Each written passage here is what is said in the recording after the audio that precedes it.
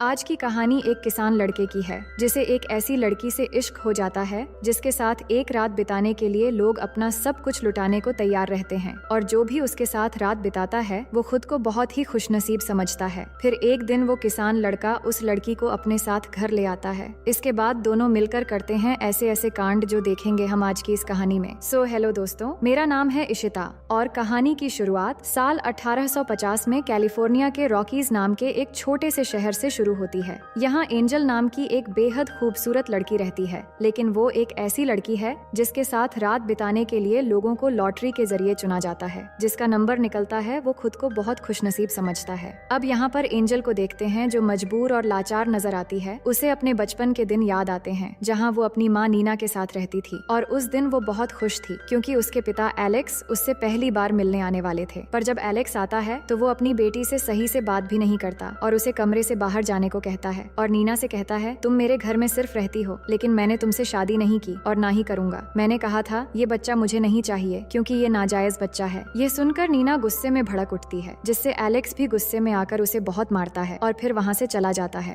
पर ये सब एंजल ने बाहर से सुन लिया था और अपने पिता का ये रूप देखकर वो रोने लगती है। फिर उसकी माँ बाहर आकर उसे समझाती है कि इसमें तुम्हारी कोई गलती नहीं है, मैं इस दुनिया में सबसे ज्यादा प्यार तुमसे करती हूँ। अब कुछ दिन बाद नीना को एलेक्स से एक खत मिलता है जिसमें लिखा होता है कि उसने उनके लिए सभी रास्ते बंद कर दिए हैं, उसने घर भी बेच दिया है और उनसे कभी ना मिलने का फैसला कर लिया है। इसके बाद नीना अपनी बेटी को लेकर घर छोड़ देती है और अपना गुजारा करने के लिए अपने सारे गहने बेचने के लिए जॉन नाम के एक जौहरी के पास जाती है। लेकिन जॉन कहता है कि ये गहने नकली हैं, जिनकी कोई कीमत नहीं है, लेकिन तुम खुद बहुत कीमती हो। अगर तुम मेरे लिए काम करोगी तो तुम्हें पैसे मिल सकते हैं और यहाँ रहने की जगह भी मिल जाएगी। नीना अपनी मजबूरी की वजह से जॉन की बात मान लेती है। इसके बाद जॉन सबसे पहले नीना से इंटीमेट होता है और फिर उसे काम पर लगा देता है ताकि वो दोनों पैसे कमा सकें। लेकिन कुछ ही दिनों बाद नीना को एक गंभीर बीमारी हो जाती है और कुछ दिनों में उसकी मौत हो जाती है। अपनी माँ को इस हालत में मरते देख एंजल बहुत रोती है, लेकिन वो खुद भी बेसहारा थी। अब आगे एंजल किस तरह शहर के लोगों के बीच एक महंगी लड़की बनती है ये हमें आगे पता चलेगा। अब कहानी प्रेजेंट में आती है जहाँ हम माइकल नाम के एक किसान को देखते हैं। वो अपने खेतों का सारा काम अकेले करता है और एक समझदार और धार्मिक लड़का है जो रोज चर्च जाकर प्रार्थना करता है। पर आज वो गॉड से अपने लिए एक लाइफ पार्टनर मांगता है जो उसे सच्चा प्यार करे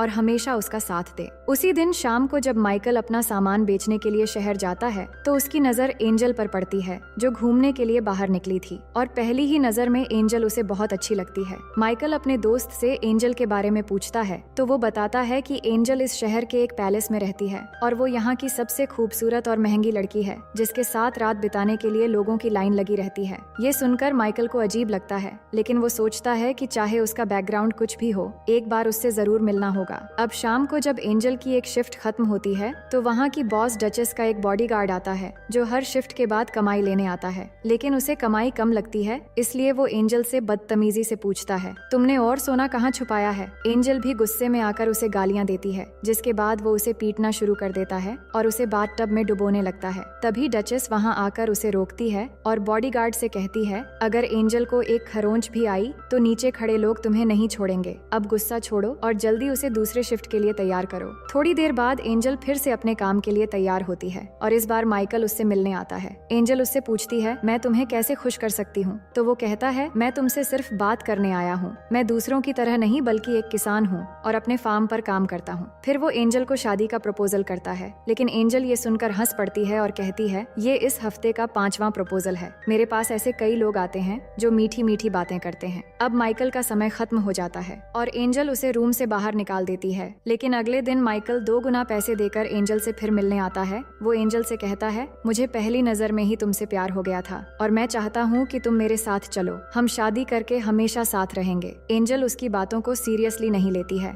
और कहती है, तुम अपना पैसा और समय दोनों बर्बाद कर रहे हो, इसलिए मेरे पास आओ और अपना काम खत्म करके यहाँ से चले जाओ। मैं कभी भी हमेशा के लिए तुम्हारी नहीं हो सकती। इतने में माइकल का समय खत्म हो जाता है और फिर से वही बॉडीगार्ड आता है और माइकल को जाने के लिए कहता है। अब आगे माइकल का दोस्त उसे समझाने की कोशिश करता है कि एंजल उसके लिए सही नहीं है, लेकिन माइकल कहता है, मैं एक बार और ट्राई करना चाहता हूँ। फिर शाम होते ही फिर से एंजल से मिलने पहुँच जाता है। इस बार वो एंजल को अच्छे से समझाने की कोशिश करता है और कहता है, मुझे समझ नहीं आता कि तुम इस नरक जैसी जिंदगी में क्यों रहना चाहती हो। क्या तुम्हें मेरे लिए कुछ भी महसूस नहीं होता या फिर तुम्हारे दिल में कोई फीलिंग्स ही नहीं है। फिर माइकल उसे प्यार से किस करता है और कहता है, क्या अब भी तुम्हें मेरा प्यार महसूस नहीं हो रहा? एंजल जवाब देती है, मैं तुमसे प्यार नहीं करती और ना ही शादी करना चाहती हूँ। तुम बस एक मामूली किसान हो और कुछ नहीं। ये सुनकर माइकल को बुरा लगता है और वो चुपचाप वहाँ से चला जाता है। अब कहानी फिर से एंजल के बचपन में चली जाती है। जब एंजल की माँ का निधन हो गया था, तब जॉन नाम का वो जौहरी एंजल को एक दूसरे शहर में ले गया था। वो उसे बेचने के लिए लाया था, लेकिन वहाँ काम करने वाली सैली नाम की एक लड़की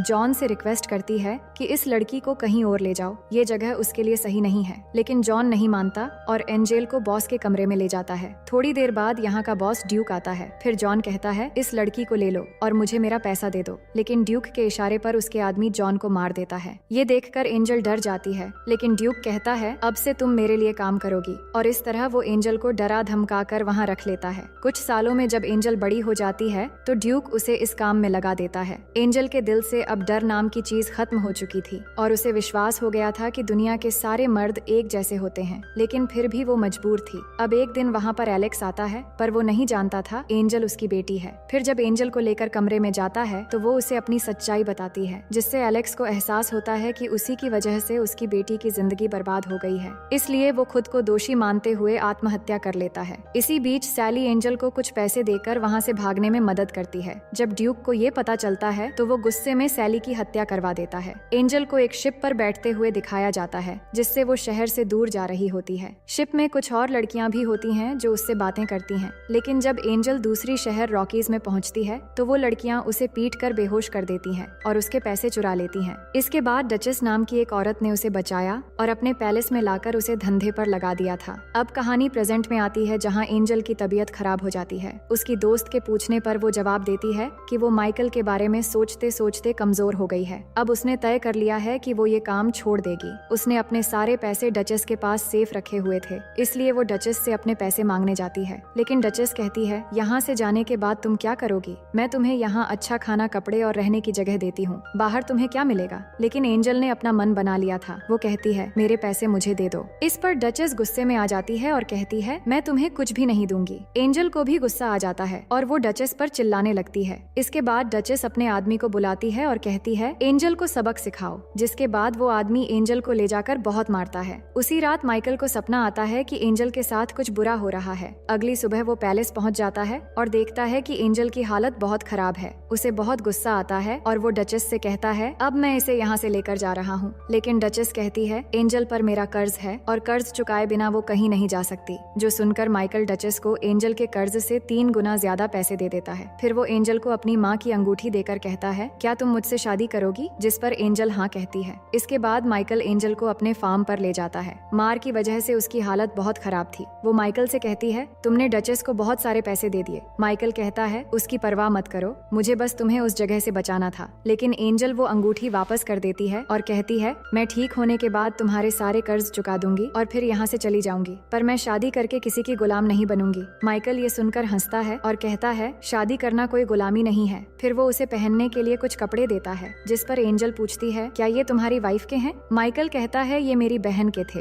पर 1 साल पहले उसकी मौत हो गई। अब उसका पति पॉल और मैं यहाँ रहते हैं, लेकिन इस समय पॉल दूसरे शहर में है। इसके बाद एंजल उठने की कोशिश करती है, पर उसकी हालत खराब होने की वजह से वो गिर जाती है। फिर माइकल उसका ख्याल रखने लगता है और इस तरह 3 हफ्ते गुजर जाते हैं, जहाँ एंजल अब ठीक हो चुकी थी। अब रात के समय जब माइकल उसे देखने आता है तो एंजल उसे अपने पास बुलाती है और कहती है, अब तुम्हारा कर्ज चुकाने का वक्त आ गया है, और माइकल को इंटीमेट होने के लिए कहती है, पर वो मना कर देता है और कहता है, मैंने तुम्हें इसलिए नहीं बचाया था। मैं चाहता हूँ कि मेरे दिल में तुम्हारे लिए जो एहसास है वो तुम्हारे दिल में भी हो, और जब तक ऐसा नहीं होता तब तक मैं तुम्हारे करीब नहीं आऊंगा। दोनों और भी बातें करते हैं। एंजल कहती है, जब मैं छोटी थी तब मेरी माँ गॉड से बहुत प्रार्थना करती थी, लेकिन फिर भी उन्हें नरक जैसी जिंदगी मिली, इसलिए मुझे गॉड पर विश्वास नहीं है। अगली सुबह जब माइकल फार्म में काम कर रहा था तो एंजल जाकर उससे कहती है, मैं तुम्हारी बीवी वाला काम नहीं संभाल सकती, लेकिन जब तक यहाँ हूँ तुम्हारे साथ फार्म में काम कर सकती हूँ। जिस पर माइकल भी मान जाता है। इसके बाद वो उसे खेती की कई चीजें सिखाता है, जैसे कि अंडे लाना और मुर्गी पालना और मछली पकड़ने के साथ साथ कई काम भी सिखाता है। इन सब कामों में एंजल को भी मजा आने लगता है। फिर एक रात माइकल उसे जगाकर कहता है, चलो हमें कहीं जाना है। एंजल कहती है, थोड़ी देर बाद सुबह होने वाली है, अब रात को कहाँ ले जाओगे? जिसके बाद माइकल उसे एक पहाड़ी पर ले जाता है और वहाँ से खूबसूरत सनराइज दिखाता है और कहता है, मैं तुम्हें ऐसे ऐसी ही जिंदगी देना चाहता हूँ जिसमें बहुत सारे रंग होंगे, ठीक इसी सनराइज की तरह। एंजल कहती है, अगर तुम मेरी जिंदगी का आधा सच भी जान लोगे तो मुझसे नफरत करने लगोगे। इस पर माइकल कहता है, वो जिंदगी तुमने नहीं चुनी थी, लेकिन अब तुम अपनी मनचाही जिंदगी चुन सकती हो। पर एंजल कहती है, मुझे पता भी नहीं कि मैं यहाँ पर क्यों हूँ। तुम मुझे अपनी बीवी तो मानते हो पर मेरे करीब नहीं आते। माइकल बताता है, मैं बस इंतजार कर रहा था तुम्हारे दिल में वो एहसास होने का। जिसके बाद दोनों किस करने लगते हैं, फिर दोनों घर चले आते हैं। घर आकर माइकल पहली बार एंजल के साथ इंटीमेट हो जाता है और दोनों इस पल को बहुत एंजॉय करते हैं। अब अगले दिन फार्म में पॉल आता है और माइकल से मिलता है। पॉल अपने काम के लिए दूसरे शहर गया था और वो बहुत दिनों बाद लौटा है। दोनों एक दूसरे का हालचाल पूछते हैं और माइकल कहता है कि मैंने शादी कर ली है। इसके बाद वो जब पॉल को एंजल से मिलवाने ले जाता है तो पॉल उसे देखकर पहचान लेता है, पर इस वक्त वो कुछ भी नहीं कहता। फिर माइकल के जाने के बाद वो एंजल से बात करता है और कहता है, मैं अच्छे से जानता हूँ कि तुम कौन हो और किस तरह का काम करती हो। माइकल बहुत ही अच्छा लड़का है, उसे एक अच्छी बीवी मिलनी चाहिए, ना कि तुम जैसी। एंजल कहती है, वो खुद मेरे पास आया था और सब जानने के बाद ही उसने मुझे अपनाया और ये बात तुम्हें भी एक्सेप्ट कर लेनी चाहिए।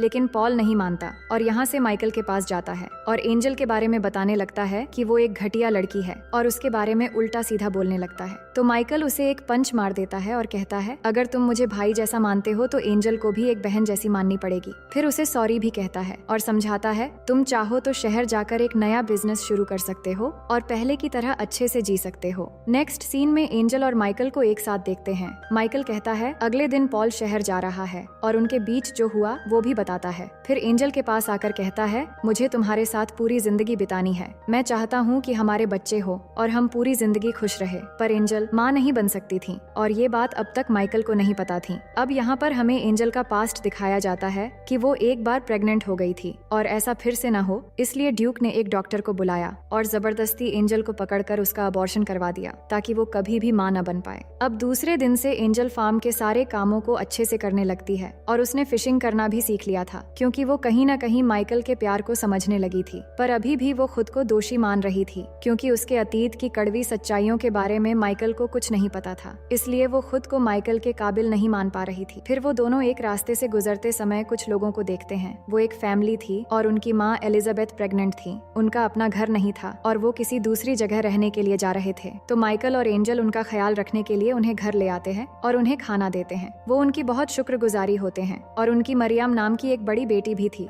जो एंजल से पूछती है, तुम और माइकल कैसे मिले थे? तो वो उसे बता देती है कि वो पहले क्या थी और किस तरह वो मिले थे और इसी बीच दोनों अच्छे फ्रेंड्स बन जाते हैं। अब ऐसे ही समय गुजरने लगती हैं और एलिजाबेथ एक बेटे को जन्म देती है जिससे सभी बहुत खुश होते हैं। माइकल और मरियम दोनों मिलकर उस बच्चे का ख्याल रख रहे थे जो देखकर एंजल को लगता है कि मरियम और माइकल की जोड़ी बहुत ही अच्छी रहेगी। फिर रात को मरियम के पिता सबको बताते हैं कि उन्होंने पॉल से कुछ जमीन खरीद ली है और अब वो सब मिलकर यही रहेंगे। अगले दिन जब माइकल और एंजल खेत में होते हैं तो एंजल कहती है, मरियम बहुत ही प्यारी लड़की है और तुम दोनों की जोड़ी बहुत अच्छी लगेगी। इस पर माइकल कहता है, मैं सिर्फ तुमसे प्यार करता हूँ और हमारे बीच कोई भी नहीं आ सकता। इसके बाद एंजल उसे वो सच बता देती है कि ड्यूक ने एक डॉक्टर से जबरदस्ती उसका ऑपरेशन करवाया था जिससे वो अब कभी भी माँ नहीं बन सकती। मगर माइकल कहता है, तुम जैसी भी थी इससे फर्क नहीं पड़ता, मैं तुमसे बहुत प्यार करता हूँ और ये कभी भी नहीं बदलेगा और हमें कभी भी उम्मीद नहीं छोड़नी चाहिए क्योंकि कभी भी कुछ भी हो सकता है। पर एंजल ने ये मान लिया था कि ऐसा कुछ भी नहीं होगा, ना वो कभी माँ बन सकती है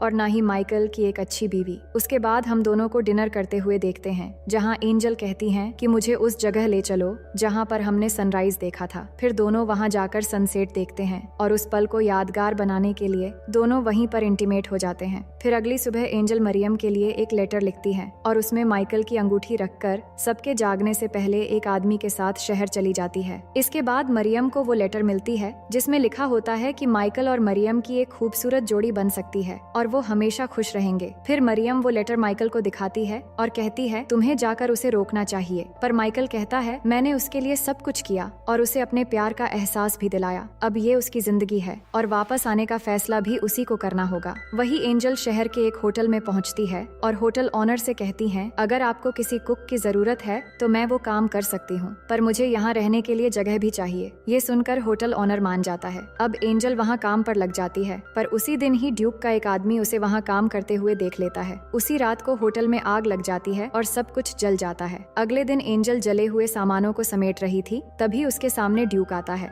ड्यूक वही आदमी है जिसने एंजल को बचपन में जॉन को मारकर अपने कब्जे में किया था। था। अब उसने इस शहर में आकर अपना वही धंधा शुरू किया है जिसके बारे में एंजल नहीं जानती थी। वो एंजल को अपने साथ चलने के लिए कहता है, पर वो कहती है कि तुम मुझसे जबरदस्ती नहीं कर सकते। इसके बाद ड्यूक बताता है, कल रात होटल में मैंने ही आग लगवाई थी। अब अगर तुम नहीं मानती तो मैं इस होटल ओनर को भी मरवा दूंगा। इसके बाद एंजल ना चाहते हुए भी उसके साथ चली जाती है, लेकिन वहाँ जाकर देखती है कि ड्यूक के पास 2 छोटी छोटी लड़कियां हैं जिनके साथ वो उसी की तरह जबरदस्ती काम करवाता है। ये देखकर एंजल कहती है कि तुम बड़ी लड़कियों को हैंडल नहीं कर सकते, इसलिए छोटी बच्चियों को लाकर उन पर जुल्म करते हो। ड्यूक उसे धमकाते हुए कहता है, अगर तुम मेरे खिलाफ गई या भागने की कोशिश की तो मैं तुम्हें मार डालूंगा। अब जल्दी से तैयार हो जाओ, मुझे तुम्हें सबके सामने ले जाकर दिखाना है। इसके बाद वो एंजल को स्टेज में ले जाकर सबको दिखाना चाहता था, पर इसी बीच एंजल पहली बार गॉड से प्रे करती है कि अगर आप सच में हो तो उन छोटी बच्चियों के लिए ही सही मेरी मदद करो और मुझे सच बोलने की शक्ति दो। इसके बाद ड्यूक उसे सबके सामने स्टेज पर ले जाता है, लेकिन वो स्टेज में खड़ी होकर सब लोगों को बता देती है कि किस तरीके से ड्यूक छोटी लड़कियों के साथ जुल्म करता है और अपनी कहानी भी बता देती है। ये सुनकर ड्यूक सबको बताता है कि ये झूठ बोल रही है और स्टेज से एंजल को जबरदस्ती एक कमरे में ले जाता है और वहाँ उसे मार देने ही वाला होता है। तभी ड्यूक का एक आदमी आकर उसे गिरा देता है, क्योंकि वो आदमी ड्यूक के क्रूर तरीके से तंग आ चुका था। इसलिए वो एंजल को भागने के लिए कहता है। अब एंजल जल्दी से उन दोनों बच्चियों के कमरे में जाकर उन्हें बचाकर बाहर भागने लगती है। ये देखकर सभी लोग समझ जाते हैं कि ड्यूक तो सच में एक बेरहम है जो छोटी बच्चियों के साथ जुल्म करता है। जिसके बाद सभी लोग भड़क जाते हैं और ड्यूक को मारने के लिए बढ़ने लगते हैं। ड्यूक भाग रहा होता है, लेकिन सभी लोग उसे चारों तरफ से घेर लेते हैं और उसे पकड़कर फांसी देकर मार डालते हैं। अब आगे इस घटना के 3 साल बाद के समय दिखाया जाता है, जहाँ पर हम पॉल को एक दूसरे शहर में देखते हैं। यहाँ पर अचानक वो एंजल को देखता है, फिर उसका पीछा करते हुए एक बड़े स्कूल में पहुँच जाता है। अंदर जाकर इंक्वायरी करता है तो एंजल उसे मिल जाती है। इसके बाद वो एंजल से पूछता है कि ये सब क्या है और तुम यहाँ पर क्या कर रही हो। एंजल बताती है कि ये एक स्कूल है जहाँ मेरी तरह जो लड़कियाँ नई शुरुआत करना चाहती हैं उन्हें यहाँ शिक्षा दी जाती है। ये सुनकर पॉल को बहुत अच्छा लगता है। फिर वो माइकल और मरियम के बारे में पूछती हैं, जिस पर पॉल कहता है कि मरियम अब मेरी वाइफ है और अब वो माँ बनने वाली है। तुमने सोचा था कि वो दोनों एक हो जाएंगे, लेकिन माइकल ने हमेशा मरियम को अपनी बहन की तरह माना और वो अब भी तुम्हारा इंतजार कर रहा है और अभी भी तुमसे बहुत प्यार करता है। ये सुनकर एंजल बहुत दुखी हो जाती है, क्योंकि वो चाहती थी कि माइकल एक नेक लड़की के साथ अपनी जिंदगी बिताए। इसके बाद पॉल उसे वापस चलने के लिए रिक्वेस्ट करता है और कहता है, मैं 4 बजे यहाँ से जाने वाला हूँ, तुम चाहो तो मेरे साथ चल सकती हो। दूसरी तरफ हम माइकल को देखते हैं जो अपने खेतों में काम कर रहा होता है। तभी वो एंजल को देखता है कि वो वापस आ गई है। एंजल उसके पास आती है और अपना असली नाम बताती है कि मेरा नाम सारा है, जो मैंने आज तक किसी को भी नहीं बताया। मैं सिर्फ ये कहने आई हूँ कि मैं तुमसे बहुत प्यार करती हूँ और मैंने जो भी तुम्हारे साथ किया उसके लिए मुझे माफ कर देना। मेरी वजह से तुम्हें बहुत तकलीफ हुई है। माइकल कहता है, इन्हीं तकलीफों की वजह से हमें ये खूबसूरत पल मिला है और अब हम एक साथ हैं। फिर वो अपनी माँ की रिंग जो अब तक उसने संभाल के रखा था वो एंजल को दे देता है और अपनी जिंदगी में उसे वेलकम करता है। इसके बाद दोनों बहुत खुश होते हैं और एक दूसरे को किस करने लगते हैं। इसके बाद हमें कुछ सालों बाद का सीन दिखाया जाता है, जहाँ माइकल फिशिंग कर रहा था। तभी वहाँ एंजल आती है और हम देखते हैं कि एंजल प्रेग्नेंट है और उनका एक छोटा सा बेटा भी है, यानी कि एंजल अब ठीक हो गई है। और इसी के साथ कहानी यहीं पर खत्म हो जाती है। तो दोस्तों, मैं उम्मीद करती हूँ कि ये कहानी आपको बेहद पसंद आएगी।